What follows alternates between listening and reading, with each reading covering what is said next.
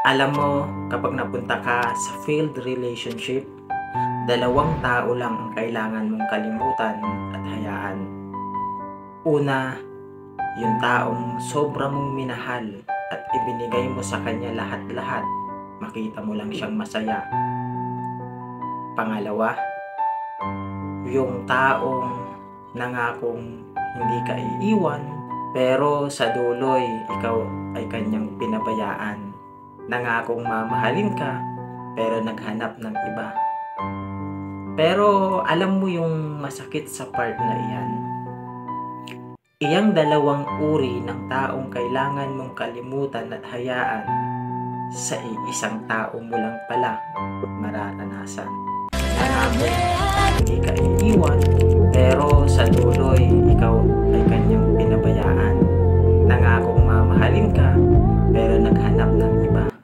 May mga nagsasabing hindi raw magloloko ang isang tao kung hindi ka nagkulang. Para sa akin, maling-mali. Hindi magloloko ang isang tao kung hindi talaga iyan manloloko.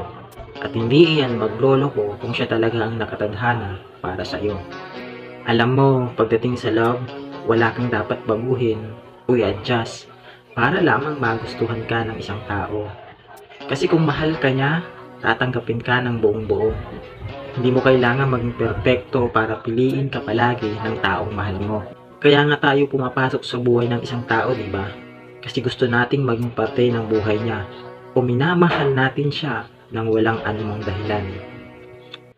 Kaya kapag dumating yung araw na nagloko yung pinakamamahal mo, huwag na huwag mong iisiping maling tao ka o mayroong mali sa'yo.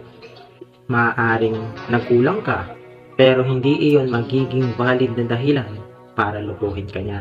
Naniniwala kasi akong kayang punan ng isang wagas na pagmamahal ang isang pagkukulang.